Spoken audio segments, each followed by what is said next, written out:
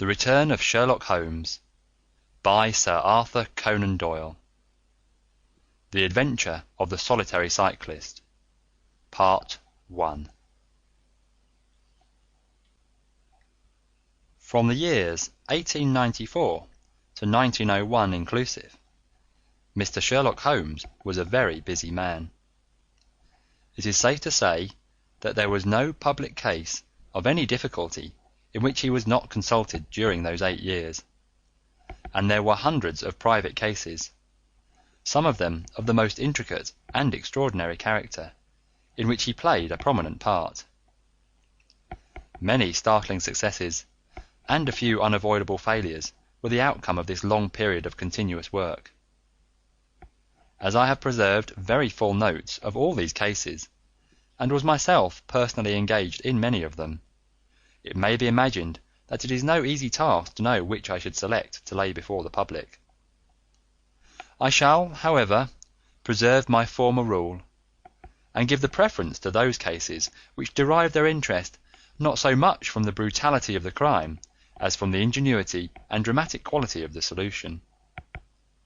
For this reason I will now lay before the reader the facts connected with Miss Violet Smith, the solitary cyclist of Charlington, and the curious sequel of our investigation, which culminated in unexpected tragedy.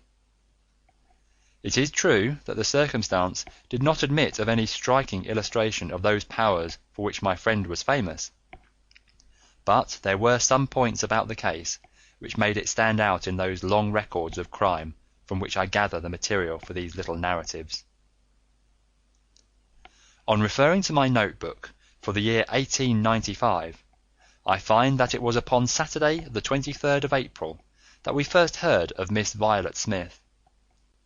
Her visit was, I remember, extremely unwelcome to Holmes, for he was immersed at the moment in a very abstruse and complicated problem concerning the peculiar persecution to which John Vincent Harden, the well-known tobacco millionaire, had been subjected.